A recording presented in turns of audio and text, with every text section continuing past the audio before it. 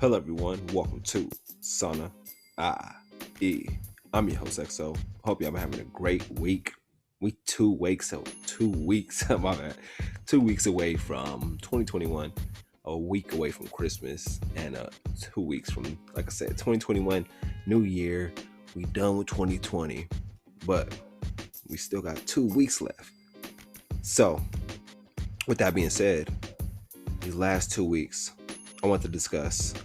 I got my quotes of the day, and I want to discuss for this episode. I want to discuss and talk about mental health. Y'all know mental health is a big thing to me, and I love bringing awareness to it, especially about certain things that I found, certain topics, and the research that I found. I just want to discuss that on today's episode, especially getting near the holiday season, Christmas and New Year's Eve. Well, I say like in winter, it's big when it comes to mental health issues because it gets cold, people get lonely, the holidays roll around, and people just start thinking about maybe they have triggers, or they think about their traumatic experiences, or even PTSD or something of that nature when it comes to Christmas, Thanksgiving, or even New Year's, just this time around. So I just wanted to really discuss that on today's episode, discuss certain mental health topics. I have also a topic on why you need a self-care routine. And of course, you already know I got my quotes of the day. But first off, let me get some quotes of the day. My first quote is, the words "I am" are potent words. Be careful what you hitch to them. The thing you are claiming has a way of reaching back and claiming you. So, I am. If you believe in affirmations, or if you do affirmations and you know affirmations, you know that I am is powerful. It's two powerful words. And anything you attach to them is an attachment to you in a way, subconsciously. So with that said, me, I love I am because I feel the power when I say I am, whatever I have attached to it, because I do believe in affirmations and I have affirmations that I say myself. So some would be like, I am strong, I am brave, I am blessed and highly favored, I am grateful, I am thankful, I am a king, I am a legend, I am wealthy, I am rich, I am healthy, I'm mentally healthy, just things like that where you tell yourself I am, and it subconsciously builds you up on the inside. You start feeling a shift within you over time if you continuously do the I am affirmations. So they are powerful, they are potent, and a lot of people believe in them affirmations and believe in that I am, because once you start saying I am about yourself, the positive words that come with the I am, you start feeling it, you start believing it. Like I said, it's subconsciously it's building you up. You're building up your self-confidence and self-esteem in the meantime. So start attaching I am to whatever you believe and see yourself as, and not what the world sees you as, but you yourself. Once again, the quote is, the words I am are potent words. Be careful what you hitch to them. The thing you're claiming has a way of reaching back and claiming you. My next quote is, being able to talk about your problems makes dealing with them easier. We all have problems, and there's a world full of solutions. So when we discuss, we vent, we open up about our problems, about what we're dealing with, about anything, it builds a connection and it builds up you and it builds up the person you're talking to. Like I said, it creates that connection. And if you have any problems with anybody or just any problems within yourself, it's always good to vent, voice, and let people know what's going on with you, or if you have a problem with anything, versus just keeping it in. Keeping it in, I think, is very volatile because it's bound to come out, and it may not come out how you want it to be. It may be a explosive reaction. So you're having a problem with somebody or something, talk about it, open up, and it makes life easier so you can deal with it. Who knows, whoever you open up to may have the solution to your problem. So keeping the problems in, or maybe a solution to that problem may be journaling, writing out that problem, writing out how you would vent or voice yourself to the person you have a problem with or the people you have a problem with, and just voice that out. So any problems that you have, there's always a solution to them. Don't think, oh man, I'm stuck in this problem, I'm stuck with this trials and tribulations, I will never make it through, I can't make it out. Nah, don't tell yourself that. There's always a way out, as well as any problem has a solution. Have to be willing to open yourself up, being vulnerable and venting about what problem you have. Once again, the quote is, being able to talk about your problems makes dealing with them easier. Man, and my topics on today's show, the first one will be what mental health stigma sounds like. Number 2, signs of depression. And number 3, to cap it all off, the cherry on the top, why you need a self-care routine. But I'll be right back. I'm gonna give y'all a brief break.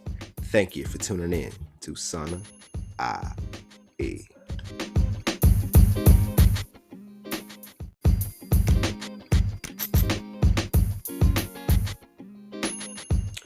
So, my first topic of discussion that I wanted to discuss, was mental health stigma. The stigma of mental health and what it sounds like are the responses that people give when it comes to mental health. And one of them, a few of them that I came across, it's just a mindset. If that's your response when somebody tells you they're dealing with something mentally, or if you tell them you're dealing with something mentally, it's not just a mindset. It's something that everybody deals with in their own way, and there's help, as well as you venting to the right person or getting the right help, or researching and seeing what's the solution. Another one that you may hear is, you can change it if you try to be more positive. Sometimes being more positive doesn't help, but it takes day by day, doing it day by day, taking these daily steps, and really just filling your whole world with positivity and creativity and stuff you're passionate about or love. Like, I know that there's people out there that's, like I said, with this season, it's been more depression, dealing with everything that's going on. So it's like, how do you be more positive when the triggers are all around you? And ways to be more positive, personally, I would say figure out how to make them triggers. I want to say solution, but reverse those triggers and embrace those triggers to what triggers you, and figure out why it triggers you. Maybe it is something that devastated that happened during this time of year or something, but use it to your strength. I want to say, versus trying to find the positive. Just sit with it, embrace it, see why you're feeling this way, and use it to your strength. Use it to your advantage. Do the research and figure out, how can I get past this? How can I move forward? Because everything will pass. It's just something that everybody's deal with, especially reaching out for help too when it comes to being in depression or in a depressive state. Another one I came across is, you're just being overly sensitive. I've never heard that one before, but my reaction to that, saying like you've been overly sensitive, is like, it's not being overly sensitive. It's just me being human. And that's what it comes down to, you being human. Your voice, your feelings, you experience different emotions, different feelings, and you're just trying to see how to control it or why you're feeling this way. Another one, maybe get over it. Other people have it way worse. That's the wrong response. If somebody's telling you that they're dealing with something mentally, it's like, why would you say, oh, somebody else has it way worse? Like, that means what I'm dealing with isn't worse or in a way bigger or a problem just because it's somebody else. It's like, we're all have our own life battles. We all fight to be better every day. And it's like, but we all have our personal battles that we deal with.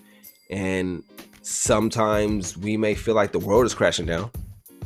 And sometimes we may feel like we're above the world. but it's just transitions of life through life.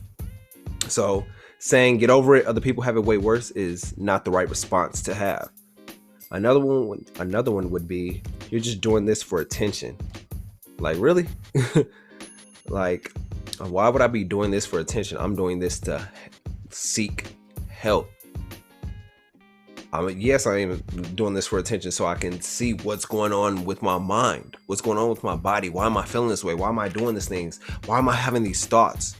It all comes down with seeking attention, seeking help, to putting people aware and putting people on notice of what's going on with you. Another one is, therapy is for crazy people. That's a lie. Therapy is not for crazy people. Therapy is for assistance to help people elevate from what I like to call, what I always usually say, the sunken place. Therapy is like putting on floaties. It's there to help you and make you and mold you and become a better person, help you through your trials and tribulations. It's like a guidance. The next one is stop overthinking. I'm an overthinker, so that's never going to happen. It's like you can't stop overthinking. It's just ways to subside it or suppress it, which is big things like meditating. And then the last one and final one is, it's all in your head. It's not just all in my head, it's more than that.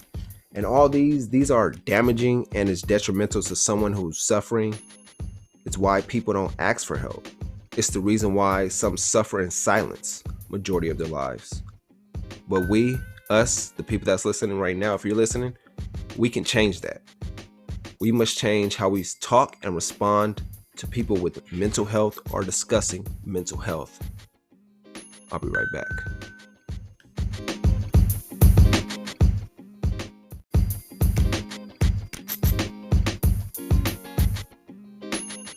So we moving from mental health stigma onto signs of depression. And I bet y'all wondering, like, why is he discussing all the mental health stuff? Because during this time, a lot of people deal with things mentally and they don't know how to cope with them. Especially during this time, it's like a time full of joyful family love, but it's also comes down to people get lonely. They have triggers during this time. They have PTSD. They're dealing with stuff where they were traumatized during Christmas, and not a lot of people all have that family to reach out to or not know how to open up during these times, because they feel like people won't know how to perceive what they're feeling or what they're going through. So I just was doing some research to see what mental health stigma sounds like.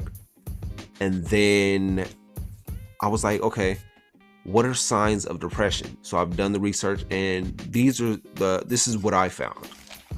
The first one is loss of interest in work, hobbies, people, life. The list goes on. If they have a loss of interest in work, something they're usually happy and fond of doing, is always joyful about, and it's like, oh, I love work and I love what I'm doing, but they've seemed to lost interest. And then it rolls over to their hobbies. There's something they love, they're passionate about. Let's say it's they love reading, or they love writing or journaling, or they love creating something, but they lost that interest.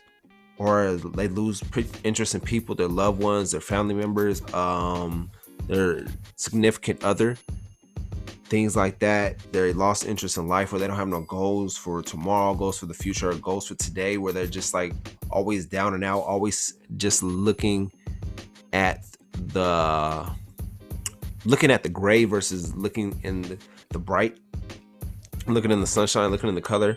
And it happens.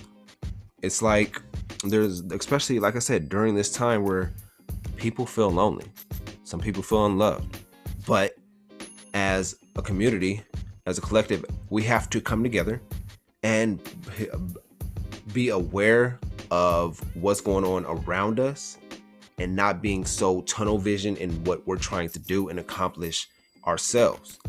Because our peers, our family members, our friends, or somebody may be going through something that we don't see the signs, because we're just so focused on accomplishing our goals. We're so focused on our problems and our issues and trying to do right and trying to survive through everything that's going on, but it's times where we have to look up and see, hey, so-and-so is going through this, or so-and-so is going through that, where we're not communicating with them. We're not having that conversation to where we're like, hey, how you been? How's this week been? What have you been going through? Anything been bothering you?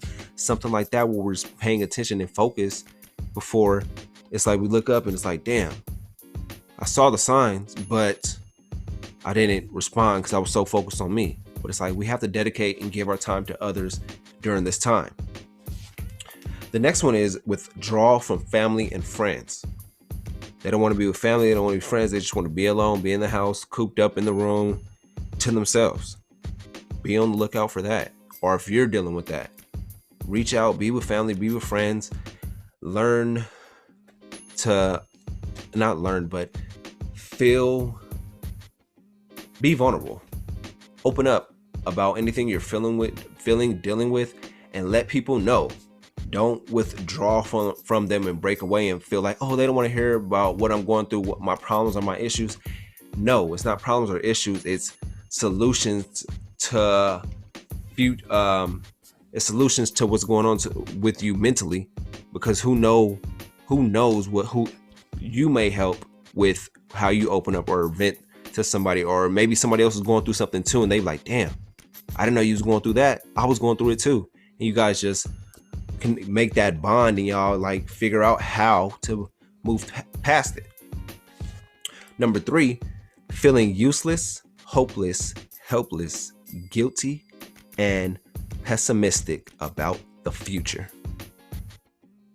Nah, the future is bright, but with everything that's going on, especially during this year, I know mental health, not just during this time, I say during this time, during Christmas and the holidays, but just during this year, being inside, cooped in the house. I've talked to some of my friends that's been dealing with it, where they're so used to being outside and being out and around people, but they've been inside with COVID and everything, that they've just been so enclosed and feel like they're introverted. And that's where your mind starts playing tricks on you. So it's like you can't feel helpless, hopeless, guilty, pessimistic about the future. The future is still bright. You still got to look towards the bright side, towards what you're trying to accomplish, and toward what you're trying to do. But I'm gonna give y'all a brief break, and I'll be right back with Sana IE.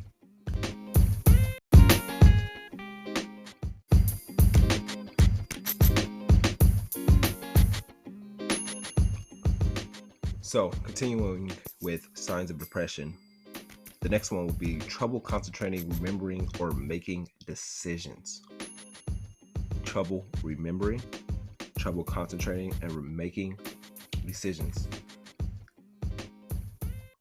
I had to think about that, because as I'm reading it, I'm trying to think if there's anybody in my life right now currently or previously had these 4 signs that I've read so far: loss of interest in work, hobbies, people, life. Number 2 was withdrawal from friends and family. Number 3 is feeling useless, hopeless, helpless, guilty, and pessimistic about the future.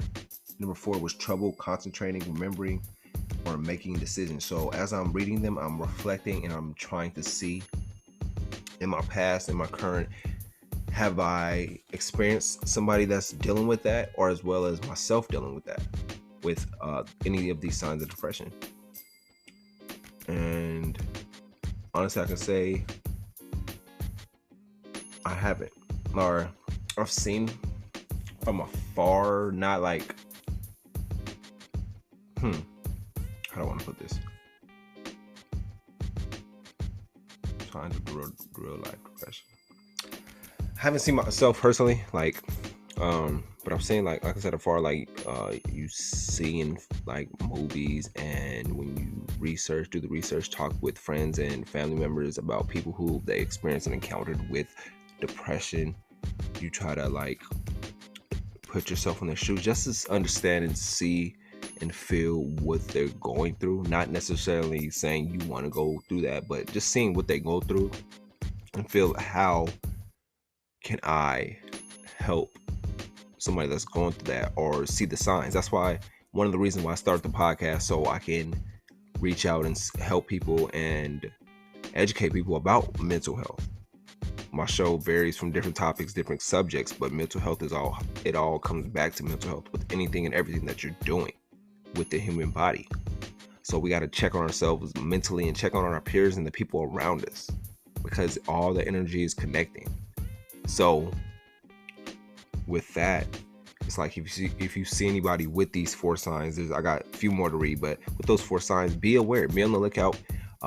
As you're listening to this, take the notes of the signs of depression, of the mental health stigma, so you know what to look for and how to help or how to get help for people. Number 5, feeling angry and irritable. I say with as more so as being showing signs of bipolar. So signs of depression, but as well as feeling angry and irritable because of what they're feeling, what they're doing. It's just all comes back to them. They put in that pressure on themselves and they just feel like they can't get out of that feeling or get away from that feeling. So they get angry easily, they feel irritable. But if you see them signs, or if you see them signs right now, talk to them, let them know everything will be okay. Or if you're going through this right now, everything will be all right. It's just it's just a moment in life that you're dealing with. And there's people out there and around you that want to help you, that'll bring you up, that'll support you, that'll let you know that you're not in this alone. The next one is increased fatigue and trouble sleeping. Always tired, always can't even sleep at night, tossing and turning, just have trouble sleeping. The next one is overeating or appetite loss. And that'll be the last one. But overall, depression can often come on gradually, so it can be difficult to notice something's wrong. If you or anyone experience any of these signs or symptoms, it's important to ask for help from family members, friends, doctors, anybody that you feel like you could reach out, vent to, that you would know that will take what you're going through, take what you're saying, and help you find the right connection, right people to connect you with, so you can work on what's going on with you. But I'll be right back. I'm gonna flip to my next topic, my next subject of why you need a self-care routine.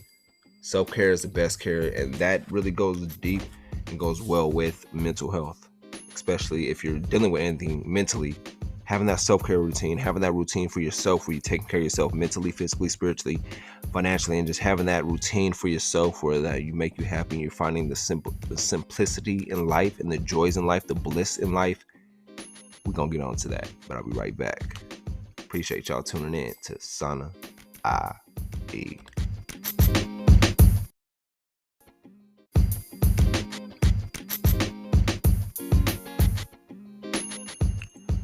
I just want to go over real quick some quick coping mechanisms that you can go through, that you not go through, but do. If you're feeling depressed or feeling like you have any of these signs of depression, as well as if you see anybody with the signs of depression, you can do some of these things. Number 1 is socialize. Get out of being isolated with yourself. People with depression, that's all they want to do is feel isolated, keep themselves closed in. You can't do that. Reach out to your loved ones, reach out to your family members, build yourself a strong support system. Number 2, exercise. Exercise is a great habit for anyone to pick up, but it's especially important for those who have depression. In fact, exercise has been known to reduce symptoms of depression and anxiety. Number 3, we just talked about it. Face your fears. You feel a sense of accomplishment when you do hard things that scare you. That's true. Which can make you feel better about yourself. Avoiding procrastination and challenging yourself with new things will help you build your self-confidence and resiliency. Number 4, healthy eating habits. Your diet is a key aspect of your health that directly correlates with your mood. If you want to suppress the depression symptoms, Check your eating habits. What are you eating? What are you consuming? What are you putting in your body? Don't skip meals. Take your vitamins. Eat omega-3 fatty acids, which is like mainly, I want to say, when I think of omega-3 fatty acids, I always think about salmon. If you don't love salmon, find substitutes or alternatives to creating that healthy eating habits as well as a healthy lifestyle. I discussed it in the last 2 episodes about two of the things was eating that healthy lifestyle, embracing your fears, sitting with your fears, and really believing in yourself and taking that leap of faith. So, like I said, don't skip meals. Take your vitamins. Eat the omega-3 fatty acids. Less sugar and carbs. Limit your intake on alcohol, caffeine. Foods high in carbs, sugar, caffeine, and alcohol can cause inflammation in the body, which affects our ability to maintain mood stability. I'll read that again for you. Foods high in carbs, sugar, caffeine, and alcohol can cause inflammation in the body, which affects our ability to maintain mood stability. Damn. So the next one, number 5, is get creative. Using your emotions to fuel your creativity is a very positive way to deal with your depression. So some things, what do you feel like you're creative? What do you feel like you're best at? Get creative with whatever you're doing: writing, poems, painting, reading to people, reading out loud. Maybe you have to write a blog or create a shirt, design a logo, do something creative to express yourself, express what you're feeling or what you're going through. Number 6, this is the one I love, get a pet. Taking care of an animal will not only allow you to focus your energy on something other than your depression, but it also allows you to form a strong bond, making you feel less isolated. Number 7, volunteer. Volunteering is a great way to avoid negative thoughts and helps those who may be worse than you or maybe going through something that they need help with. Serving others is a proven way to build self-esteem and resiliency. Number 8, find a hobby. Spend time doing what you love. Spend time consistently doing things that bring you joy, bring you happiness, that have the compound effect overall, that brings you that bliss. What makes you happy? What brings you joyful? What do you love doing that you can never get tired of, that you won't get bored of? Find that hobby and consistently do it over and over, day by day. Number 9, get enough sleep. Sleep also correlates with your mood. If you're not sleeping well, then you probably feel more depressed and irritable, not to mention tired. Figure out what will get you a good night's sleep. Maybe you have to meditate. Maybe you have to drink some tea, or make sure your room is just all blacked out, or you have the temperature's just set right. Make sure you're getting enough sleep throughout the night, where you're not tossing and turning, getting up, and really not getting the healthy way, not the healthy way, but the standard for sleep is 8 hours, they say, but we know most of us get 6 to 8 or even less. Just making sure you get in that full night's rest so it doesn't alter your mood or have you irritable the next day. Number 10, pay attention to your thoughts. When you learn how to recognize negative thoughts, you are better equipped to deal with them. And that's facts. And now we're gonna get on with just why you need a self-care routine. You're like, what do I need that for? I believe we all need a self-care routine, no matter what it is. It's your routine to take care of yourself. It can help you focus more attention into taking care of yourself by pre-planning your me time, that time for yourself, that I time, that time that you need. Like I say, I really highly recommend it, doing it during your morning routine as well as your nightly routine. Getting that me time and that time with yourself where you can collect your thoughts, see how you want the day to go, see how the day went, and just be with yourself. Number 2, it can give you more time and opportunity to do things that bring you happiness and peace. Number 3, if you reduce your daily stress by organizing your workload and managing your time, it'll reduce your weekly stress. But those are 3 important keys to having that self-care routine. Helps you focus more, helps you be at peace and in tune with yourself. It helps you find happiness, get things you're grateful for, you're at peace with, things that you're thankful for. Having that time to yourself, having that me time, that I time, really builds up your self-esteem, your self-confidence, builds that self up, so you know that you're untouchable when you step out there in the world. But I'm gonna give y'all a brief break and I'm gonna hit y'all with the recap. Appreciate y'all tuning in to Sana IE.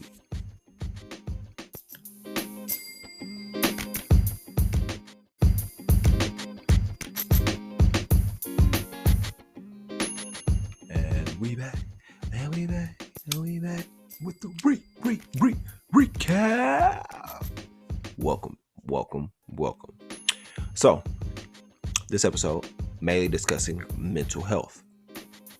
And I hope this episode really brought value to you, as well as helped you see the signs of depression and see some coping mechanisms of depression, as well as what mental health stigma sounds like. But first, let's get to the quotes. The first quote was, "The words I am are potent words. Be careful what you hitch them to. The thing you're claiming has a way of reaching back and claiming you."